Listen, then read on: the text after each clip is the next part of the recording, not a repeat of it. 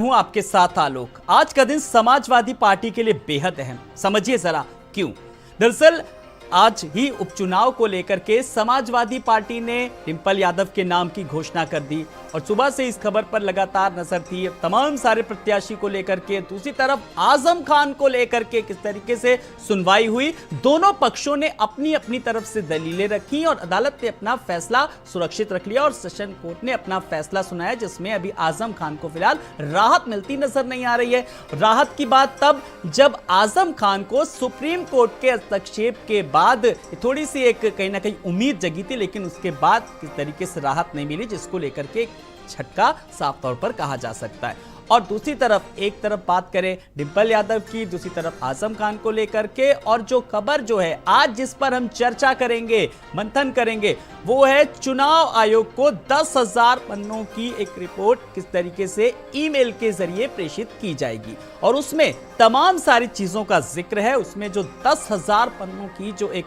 Report है वो सौंपी गई है, उसमें तमाम सारे रिसर्च हैं और बड़ी बात है जो उसमें विधानसभा चुनाव की बात करें तो विधानसभा चुनाव 2022 के संबंध में उसमें पहले जो मुस्लिम और यादवों, जो एक समाजवादी पार्टी का एक बड़ा वोट बैंक कहा जा सकता है, उसमें जो है वोटर्स के नाम किस तरीके से काटे गए, सूची के साथ छेड़खानी की गई, ऐसे तमाम सारे आरोप हैं और उन आरोपों की सूची करीब करीब 10,000 पन्नों की रिपोर्ट है, फिलहाल किस तरीके से अब सौंपी जाएगी, तो इस पर हम चर्चा करें। लेकिन इससे पहले हमारे साथ कुछ मेहमान भी जुड़े हैं, इस पर भी हम अपने चर्चा करेंगे। जल्दी से आए हुए मेहमानों से अपने दर्शकों का तारुफ करा देते हैं। हमारे साथ स्टूडियो में समीर सिंह जी हैं। समीर जी नमस्कार, बहुत बहुत आपका स्वागत है। और साथ ही साथ प्रदीप तिवारी जी हैं, कांग्रेस के प्रवक्ता। प्रदीप जी नमस्कार, बहुत बहुत स्वागत है। और हमारे साथ मनीषा अहलावत जी भी हैं, आरएलडी प्रवक्ता। मनीषा अहलावत जी नमस्कार, बहुत बहुत स्वागत है। मैं सबसे पहले समाजवादी पार्टी के समीर सिंह जी आपके पास आ रहा हूं। समीर जी, जब हम बात कर रहे हैं आज अपनी डिबेट को लेकर के, शिकायतों पर कार्रवाई क्या हुई, आप लोगों ने एसपी के आरोप जो पहुंचाए, आपके क्या क्या आरोप थे, और एक नहीं 10,000 पन्नों की रिपोर्ट क्या है, आखिर उसमें जनता जानना चाहती है, क्योंकि आप लोग तो ईमेल के जरिए भाई प्रेषित कर रहे हैं, ईमेल कर देंगे, हमारे दर्शक भी तो जानना चाहेंगे उन 10,000 पन्नों में आखिर है क्या ऐसा। समीर जी। आलोक जी, जमीर बेचने वाले वो तेरा सौदागर, जमीर बेचने वाले वो तेरा सौदागर, सिर्फ जमीर ही नहीं जातो सिफात भी ले गया। अजीजुर रहमान फतेहपुरी जी की जो दो पंक्ति मैंने बोली है, इसलिए बोली है क्योंकि इस 10,000 पन्ने की जो रिपोर्ट गई है, इसमें यही बात है कि किस तरीके से एक ऐसी संस्था जिसको एक फेयर इलेक्शंस कराने के लिए रखा गया है, वो किस तरीके से इलेक्शंस को मैनिपुलेट कर रही है, करने की कोशिश कर रही है। हाँ। और किसके इशारे पे कर रही है, ये हम आप सब लोग जानते हैं।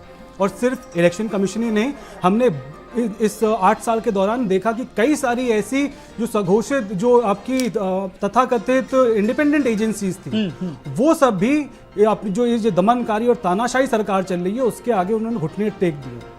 अब आई जो आज 10,000 पन्नों की जो रिपोर्ट ईमेल करी गई है, उसमें यही जिक्र है कि किस तरीके से समाजवादी पार्टी को नुकसान पहुंचाने के लिए और भारतीय जनता पार्टी को चुनावों में फायदा पहुंचाने के लिए यादव और मुस्लिम समाज के कई सारे हर बूथ पे कई सारे वोटरों के नाम जानबूझ के काटे गए, इस उम्मीद में कि ये वोटर समाजवादी पार्टी के हैं और इनके वोट हटाने से भारतीय जनता पार्टी को हर एक सीट पर फायदा मिलेगा। और हमने उसके नतीजे देखे कि काफी हद तक ये हुआ भी जी। और इसके साथ साथ अभी भी क्या, अगर हम देखें तो आज ये 10,000 पेज की जो रिपोर्ट गई है पूरी नहीं है। अभी एक और डिटेल्ड रिपोर्ट समाजवादी पार्टी भेजेगी, क्योंकि इलेक्शन कमीशन ने जो आज की हमें डेडलाइन दी थी, ये डेडलाइन इतनी बड़ी रिपोर्ट कंपाइल करके भेजने के लिए बहुत कम थी। तो आगे हम इस पे भी आगे जाएंगे, इस पे चर्चा जारी रहेगी। लेकिन समीर जी, ये भी लगे हाथ तो बता दीजिए कि किस क्षेत्र में सबसे ज्यादा आपके साथ हुआ, चुनाव आयोग ने नाइंसाफी की, जरा खुल के बताइए, मैं चाहूंगा। जी आलोक जी, किस क्षेत्र में नहीं, मैं कहूंगा पूरे उत्तर प्रदेश के हर एक विधानसभा में ये हुआ है। अच्छा। इसीलिए आप देखेंगे कि आधी सीटें, कुछ 150 सीटें ऐसी हैं जहां पे मात्र 2,000 और 5,000 के अंतर से समाजवादी पार्टी के जो प्रत्याशी थे वो चुनाव हारे। और ये सिर्फ एक ऐसी चीज है, ये अभी सिर्फ बात हुई है कि जो वोटर लिस्ट पे जो नाम काटे गए वो, इसके अलावा अगर आप जो उपचुनाव भी चल रहे हैं उसमें हमने कई बार उठाया है किस तरीके से जो इलेक्शन कमीशन है और जो सरकारी तंत्र है वो मिल के भारतीय जनता पार्टी को फायदा पहुंचाने के और विपक्ष के विपक्ष वो को देखा उस अभी पे लखीमपुर हटाने में का जो है। अभी उपचुनाव हुआ उसके बाद भी राष्ट्रीय अध्यक्ष ने किस तरीके से एक प्रेस कॉन्फ्रेंस की और चुनाव पर और पूरी मशीनरी पर, पूरे सिस्टम पर कहीं ना कहीं आरोप लगाया है। प्रदीप तिवारी जी, मैं आपके पास आ रहा हूं। प्रदीप जी, आप लोगों के भी क्या, क्योंकि ईवीएम को लेकर के आप लोग भी तरह तरह के सवाल उठाते रहे, जरा आपकी भी शिकायत मैं चाहूंगा। देखिए, हाँ। पिछले 8 वर्षों में देखेंगे आप जी। जिस तरीके से ये संवैधानिक संस्थाओं को अपने कब्जे में करके, दबाव डाल करके कैसे उनका दुरुपयोग किया जाए, कैसे उनसे अपने मनमाफिक काम कराया जाए, ये भारतीय जनता पार्टी बखूबी जानती है। भारतीय जनता पार्टी को उसमें महारत हासिल है। आज की डेट में अगर आप देखेंगे तो वो कोई भी संवैधानिक संस्था हो, आप ले करके ईडी सीबीआई से ले करके आप चुनाव आयोग तक जब आते हैं तो आपको लगेगा कि हर एक संस्था भारतीय जनता पार्टी के दबाव में काम कर रही है। बात करें अगर चुनाव आयोग की हम, तो चुनाव आयोग के ईवीएम पे सवाल अगर पार्टियां उठा रही हैं तो उसको कंसिडरेशन करना चाहिए। मौका भी दिया है, ऐसा नहीं कि चुनाव आयोग ने मौका नहीं दिया है। मशीनरी है, हम ये कभी भी 100% नहीं कह सकते कि कोई भी मशीन कभी गलती नहीं कर सकती है। गलतियों की संभावना रहती है, ये तो उसको कंसीडर करना चाहिए। और मांग करते हैं अगर राष्ट्रीय पार्टियां या क्षेत्रीय पार्टियां आपसे मांग कर रही तो आपको उस दिशा में भी सोचना चाहिए, उस दिशा में कदम उठाना चाहिए। तो आप क्या करते हैं कि इस पे ये नहीं कहते हैं कि हम इसको कंसिडरेशन करेंगे, मौका देते हैं, आइए इसको साबित करिए, ये सारी चीज़ें इन चीज़ों में उलझाते रहते हैं। और अगर हम ईवीएम पे सवाल उठाते हैं तो इसलिए नहीं उठाते, बहुत से ऐसे देश आपको दिखाई देंगे जो पहले ईवीएम का इस्तेमाल करते थे। नीदरलैंड ने सबसे पहले इस्तेमाल करना स्टार्ट किया था ईवीएम का, और 2006 आते आते उन्होंने बैन कर दिया। और उसके अलावा बहुत सारे देश हैं, आज अमेरिका है, इंग्लैंड है, जर्मनी है। जर्मनी में तो बाकायदा सुप्रीम कोर्ट ने बैन कर दिया ईवीएम को।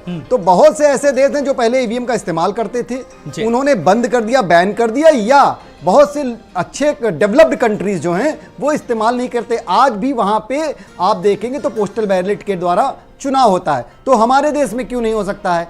मगर जब सुनने को तैयार हो चुनाव आयोग तो किसी चीज को गंभीरता से नहीं लेता। आपने अपनी बातें पहुंचाई, देखिए विपक्ष किस तरीके से पहुंचा रहा है। मैं एक बार फिर से आऊंगा, एक बार मैं मनीषा अहलावत जी के पास आ रहा हूं।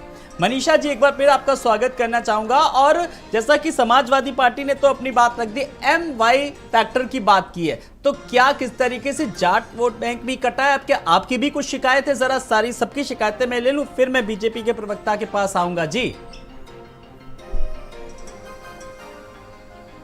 सीटों पर 5000 से कम अंतर पर भाजपा जीती है, और उन्हीं 50 सीटों में से 3 सीटें आरएलडी की थी। एक नेटौर है, बड़ौत है, बिजनौर है, जिसमें कि कुछ कुल 300 वोट से या 200 कुछ वोट से हमारे प्रत्याशी चुनाव हारे हैं।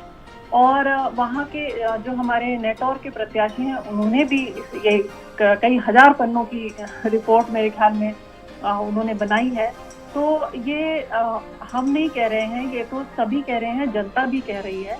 और इस पे ये कुछ भी निष्पक्ष रह नहीं गया है। चुनाव आयोग बहुत साफ तौर पे सरकार की और चुनाव आयोग की मिली भगत है इस समय, और चुनाव निष्पक्ष नहीं हो पा रहे हैं। तो इसमें कोर्ट को और जनता को सभी को संज्ञान लेना चाहिए और उसको मिलके कुछ करना चाहिए। अच्छा, आपको मैं मौका दे रहा हूं आज कि आपने कहा कोर्ट को, किस तरीके से संस्थाओं को मिलकर के कुछ करना चाहिए। अगर मैं आपके पास अथॉरिटी होती, आप क्या करती, बताइए।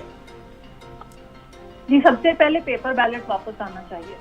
तो ये मैं इससे सहमत हूँ कि हम अगर पेपर बैलेट लाते हैं तो काफी समस्याएं इससे हल हो जाएंगी। जी, चलिए, ये एक सुधारात्मक कदम है आपकी तरफ से। चलिए, अब मैं अशोक पांडे जी के पास आ रहा हूं, बीजेपी के प्रवक्ता। अशोक जी नमस्कार, बहुत बहुत स्वागत है। समाजवादी पार्टी की बात सुनी, कांग्रेस की बात सुनी, आरएलडी की भी बात आपने बखूबी सुनी होगी। नमस्कार, स्वागत करता हूं। आपने सबकी बातें सुनी, लेकिन अब घूम फिर के यही है कि आप मशीनरी पर, इस सिस्टम पर पूरी तरीके से अब आरोप लग रहे। जरा इन आरोपों का जवाब अब दे दीजिए। देखिए, जब किस तरह से बूथ पर डाका मारा जाता था, किस तरह से बूथ पर डाका मारा जाता था, बूथ कैप्चर करने वाले जो होते थे, उस पर लगाम लगाने के लिए ये आधुनिक तकनीक लाई गई। इन लोगों ने जब आरोप लगाया तो चुनाव आयोग ने सारे लोगों को बुलाया था। किसी पार्टी का कोई आदमी कहने नहीं गया, न वहाँ एक किसी वैज्ञानिक को या किसी विशेषज्ञ को ही लेके गया कि उसे छेड़छाड़ कर सके। ये लोग वहाँ गए ही नहीं, चुनाव आयोग ने बुलाया था। फिर चुनाव आयोग ने कहा कि बिल्कुल गड़बड़ी नहीं हो सकती। दुर्भाग्य है जहाँ हम लोग जीतते हैं वहाँ ईवीएम से छेड़छाड़ होती है, जहाँ ये लोग जीतते हैं वहाँ लोकतंत्र की विजय होती है। यही दुर्भाग्य है। आज अब नाम काटने का अनर्गल प्रलाप कर रहे हैं। मेरा ये मानना है कि अखिलेश जी ये ठीक है, ये सब आरोप लगाते रहिए, लेकिन अपने संगठन को भी मजबूत करिए। निश्चित तौर पे घर से बाहर निकलिए, सिर्फ ट्वीट मत करिए, जनता के साथ चीट मत करिए। आजमगढ़ में अपने भाई के चुनाव में आप नहीं जाओगे तो चुनाव में हार का मुंह ही पाओगे। बिला वजह का ईमेल सीमेल करने से क्या फायदा। लेकिन अशोक जी, ये भी विपक्ष लगातार आरोप लगाता है कि शासन प्रशासन सबको अपने कब्जे में कर लिया है। वो आपके इशारों पर बोलता है। ये आरोप लगाए विपक्ष ने, इसका भी जवाब दे दीजिए। किसके जमाने में कहा जाता था कि सीबीआई तोता है? किसके जमाने में लोकतंत्र की हत्या हुई थी, आपातकाल लगाया गया था? ये कौन लोग हैं? ये लोग जब बोलते हैं तो लगता है हनुमान चालीसा पढ़ रहा हो। अरे आपको क्या बताएं, उत्तर प्रदेश के अंदर हमने जिस तरह से जनता का विश्वास हासिल किया है, हमने MY XY ZY करके जातियों को नहीं लड़ाया है। हमारा तो A to Z हमारा है, हमें जान से प्यारा है। हम सबका साथ सबका विकास वाले लोग हैं, इसीलिए जनता का विश्वास हमें हासिल है। अब समीर जी ले लीजिए, आप लोग MY करते रह गए, उन्होंने A to Z कह दिया, सब कुछ हमारा है। जी है। और हार को लेकर के कहते हैं कि जब जहां हारने लगते हैं तो आप ईवीएम पर सवाल खड़े, ये अमूमन ये सवाल उठाया जाता है। कोई भी उपचुनाव होता है, आप लोग प्रेस कॉन्फ्रेंस करते हैं, उसके बाद ईवीएम पर सवाल उठाते हैं और बीजेपी हमेशा यही कहती है। देखिए, बीजेपी इसलिए कहती है क्योंकि देखिए बीजेपी के पास सिर्फ एक यही आंसर है। और अगर हम बात करेंगे कि किस तरीके से चुनाव जो बाई इलेक्शंस हो रहे हैं या फिर जो चुनाव हो रहे हैं, अगर चुनाव आयोग ने हमें एक नोटिस, देखिए पहली सबसे बड़ा जो इंडिकेटर है वो ये देखिए कि अगर कोई एक क्षेत्रीय दल है, जो मुख्य विपक्षी दल है, उसका अगर सुप्रीमो एक सवाल उठाता है कि कुछ छेड़छाड़ हो रही है या नाम काटे गए, तो इससे पहले हमने कब देखा कि चुनाव आयोग उनको एक नोटिस भेज देता है प्रूफ करने के लिए। चलिए ठीक है, अब उसके बाद हम प्रूफ करने के लिए आज हमने 10,000 पेजेस की एक मेल भेजा है, तो उसमें भी इनको दिक्कत हो रही है कि मेल क्यों भेजा है। अरे मेल भेजा है तो खाली मेल नहीं भेजा है, उसके अंदर बॉडी है, उसके अंदर है।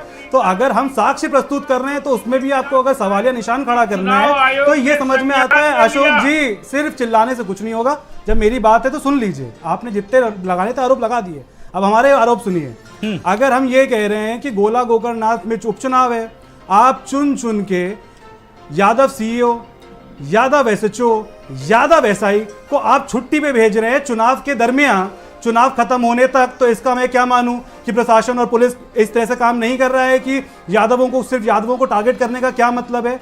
और यादव, सबसे बड़ी बात यह है कि यादव मुसलमानों को जो टारगेट करके अगर हम कह रहे हैं और ये हम साक्ष्य दिखा रहे हैं कि इनके नाम काटे गए, तो हमारे साथ से तो ये छलावा है ही है। ये उन वोटरों के साथ छलावा है, उनको अपना जो एक सबसे इंपॉर्टेंट जो राइट दिया गया है, आप उनको एक्सरसाइज करने के लिए रोक रहे हैं। तो ये चुनाव आयोग की सबसे बड़ा दुर्भाग्यपूर्ण है कि सिर्फ समाजवादी पार्टी या विपक्ष को हराने के लिए या भारतीय जनता पार्टी को फायदा पहुंचाने के लिए वो जो एक नागरिक का सबसे बड़ा अधिकार है उसको एक्सरसाइज करने के लिए और इन सबसे अशोक जी इस सवाल का जवाब दे दीजिए बड़ी जिम्मेदारी से, क्योंकि चुनाव की पारदर्शिता पर भी सवाल उठते हैं। ऐसे में ऐसा जवाब जो विपक्ष को भी लगे कि हाँ आपने जवाब दिया है, जो क्योंकि शैक्षिक संस्थाओं को लेकर के, न्यायिक संस्थाओं को लेकर के लगातार सवाल उठ रहे हैं। और जो शासन प्रशासन का जो अभी उदाहरण दिया लखीमपुर उपचुनाव में जो चीजें सामने आई हैं, मैं चाहूंगा आप माकूल जवाब दें विपक्ष को। देखिए, आपको बता दें, ये लोग अनर्गल प्रलाप कर रहे थे कि आजम खान साहब को भाजपा सरकार पर इतने परेशान किया है, ये मुकदमा उनका ऐसा आया है, सदस्यता चली गई है। लेकिन जब विक्रम सैनी की सदस्यता जाती है तो ये लोग चुप हो जाते हैं। क्या? क्योंकि ये हमारा कानून अपना काम करता है, चुनाव आयोग अपना काम करता है। अभी रीता बहुगुणा जोशी के बारे में चुनाव आयोग ने किसी मुद्दे में दोषी पाया है, तो इसमें अच्छा अशोक जी मेरी एक बात सुनिए, विक्रम सैनी को लेकर के लगातार आप सवाल कर रहे हैं ना, विक्रम सैनी को लेकर के कितनी समाजवादी पार्टी ने देरी को लेकर के सवाल उठाए थे, जयंत चौधरी ने किस तरीके से मामला उठाया, इस बात का जवाब मुझे लगता है मनीषा इलावत जी बेबाकी से देंगी। देखिए हाँ देखिए, टेनी वाले मामले में वो भारत के गृह नहीं, विक्रम सैनी के मामले को लेकर के बात करिए। बेटा जेल जाता है, उनका बेटा कानून के दायरे में निश्चित तौर पे जो दोषी है उसके खिलाफ कार्रवाई होती है। जी मनीषा जी, किस तरीके से विक्रम सैनी का मामला उठाया जैन जी ने?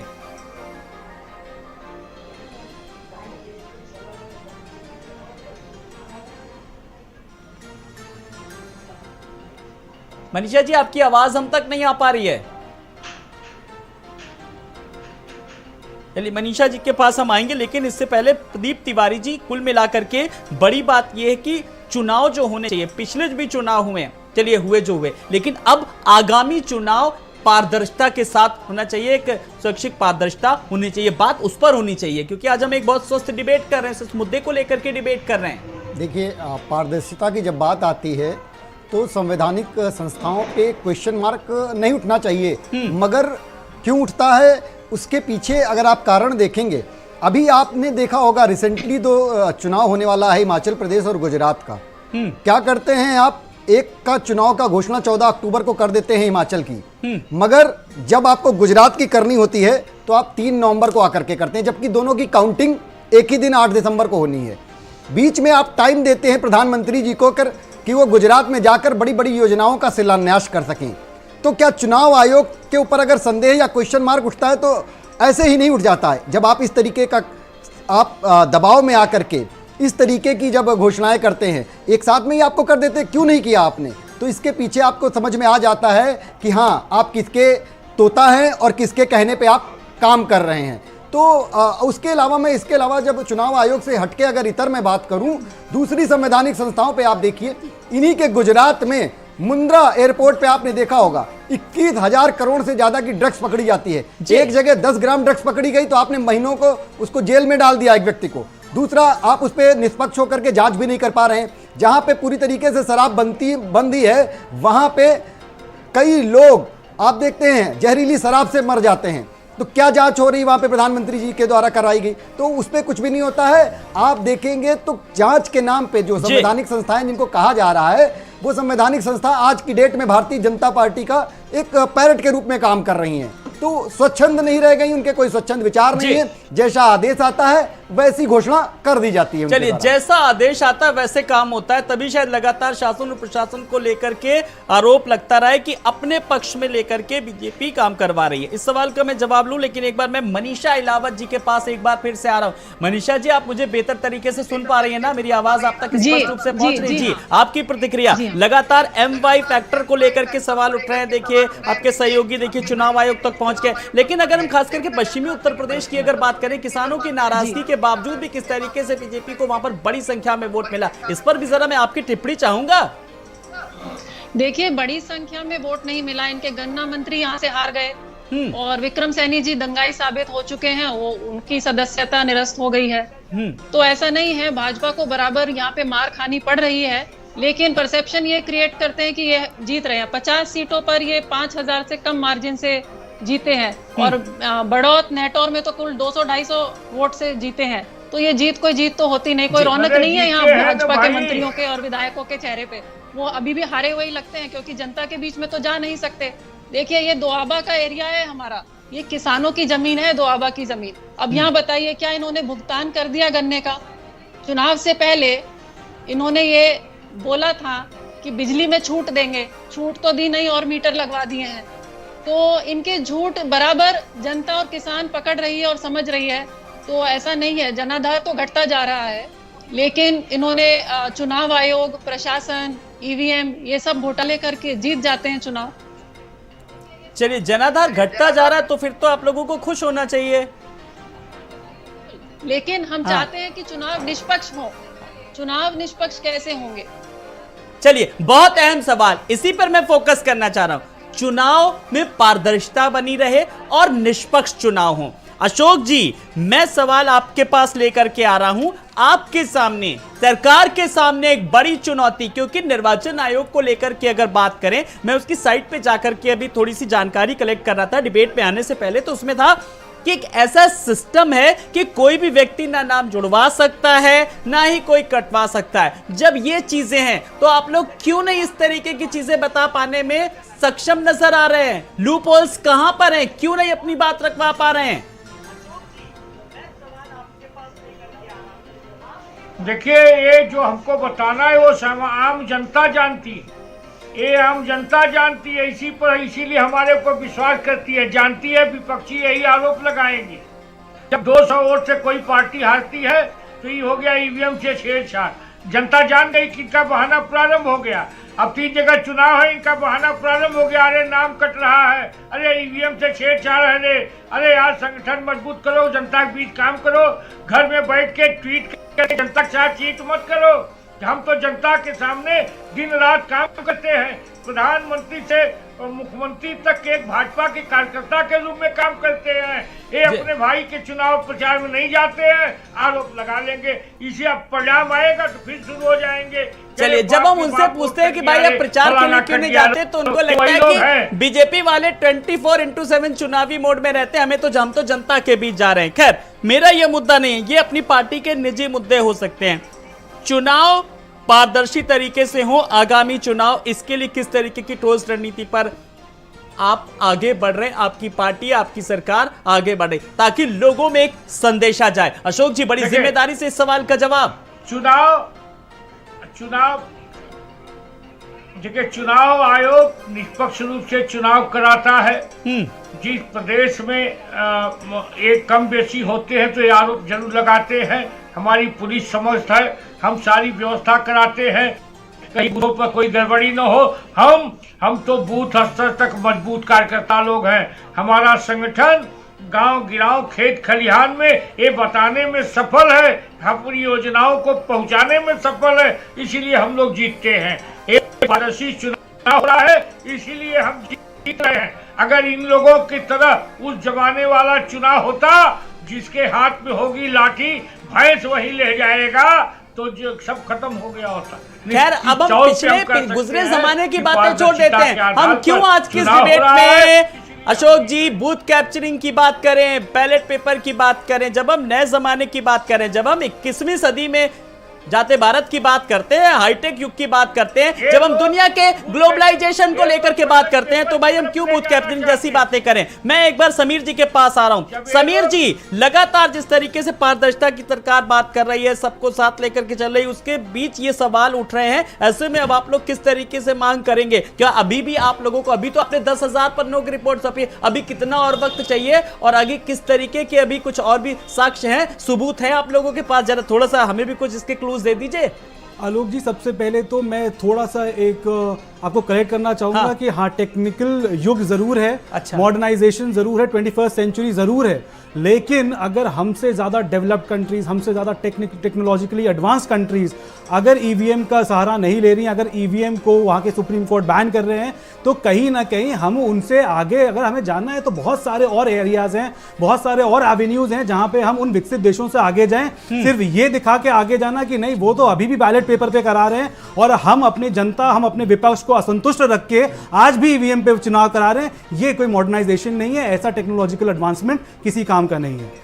रही बात कि आगे क्या होने वाला है, जी आप अगर देखेंगे तो आने वाले दिनों में हमारी टीम जाएगी चुनाव आयोग में एक और डेट मांगने के लिए, जहां पे हमारे पास जो और दस्तावेज हैं, जो और साक्ष्य हैं, जो हम इकट्ठा करने के लिए हमें थोड़ा समय चाहिए, क्योंकि बहुत बड़ा प्रदेश है, बहुत सारी विधानसभाएं हैं और अनगिनत बूथ हैं। तो इतने बूथ को बूथ वाइज हमें हर चीज़ का डेटा निकालने के लिए ये 10,000 अभी आप समझ लीजिए टिप ऑफ द आइसबर्ग है।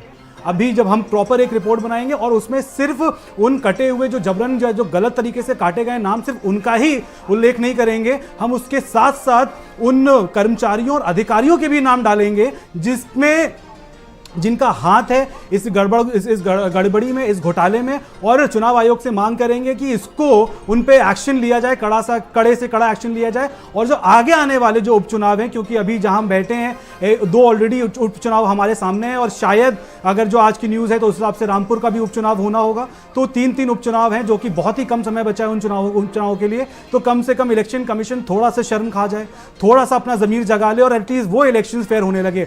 लेकिन एक बात और ऐड करना चाहूंगा कि अगर आने वाले चुनावों में, आगे आने वाले उपचुनावों में अगर समाजवादी पार्टी और हमारा गठबंधन चुनाव जीत जाता है तो इसका मतलब ये नहीं है कि ईवीएम से छेड़छाड़ नहीं हुई। इसका मतलब ये है कि वो हमारे स्ट्रॉन्ग होल्ड से और हमारा एक तरफा वोट पड़ा है, और वो एक तरफा वोट पड़ने के बाद देखिए भारतीय जनता पार्टी और प्रशासन और चुनाव आयोग भी कुछ नहीं कर सकता। चलिए, तो यही बात है। आपने अपनी बात रख ली। मैं एक बार मनीषा अहलावत जी के पास आ रहा हूं। मनीषा जी, कुल मिलाकर के जब हम बात आगामी चुनाव को लेकर के करें, अभी देखिए बहुत सारे चुनाव, अभी देखिए नगर निगम के चुनाव, पंचायत चुनाव, निकाय चुनाव, उपचुनाव, लोकसभा चुनाव, कुछ इस तरीके का सिस्टम डेवलप होना चाहिए जो चुनाव आयोग की कार्यप्रणाली पर भी सवाल ना उठे और चुनाव की पारदर्शिता और पवित्रता भी बनी रहे। क्यों मनीषा जी, मैं सही कह रहा हूं? जी आप बिल्कुल सही कह रहे हैं, लेकिन जैसा कि हम अभी पूरी यही चर्चा कर रहे हैं कि जब चुनाव आयोग से लेके प्रशासन तक और हर इंस्टीट्यूशन को इस सरकार ने निष्पक्ष नहीं रहने दिया है, तो कैसे हमारा जो पूरा लोकतंत्र है इस वक्त खतरे में है।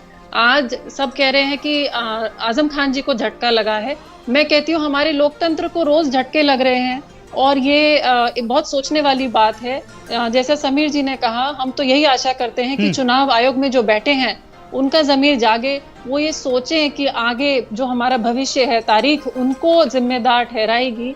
ये सब आनी जानी होती है राजनीति, लेकिन इतिहास रह जाएगा और उस इतिहास में इनका नाम काले अक्षरों से लिखा जाएगा कि भारत जैसे लोकतंत्र को इन्होंने अपने हाथों से बर्बाद किया है और ये उसका हिस्सा बने। जहां तक चुनाव की बात है, तो अभी हमारे क्षेत्र में खतौली में उपचुनाव होना है और मैं ये बोलना चाहती हूँ कि निष्पक्षता तो इनकी बिल्कुल जीरो है। वो इससे जाहिर होता है कि सुप्रीम कोर्ट के फैसले पर ये 27 दिन तक बैठे रहे एक सीट के अनाउंस करने के लिए, और दूसरा सीट जिसमें अभी कोर्ट में मैटर चल रहा है उसका इन्होंने 24 घंटे में ही अनाउंस कर दिया। तो निष्पक्ष कहाँ है? लेकिन आरएलडी के हस्तक्षेप के बाद जल्दी विक्रम सैनी पर निर्णय लिया गया।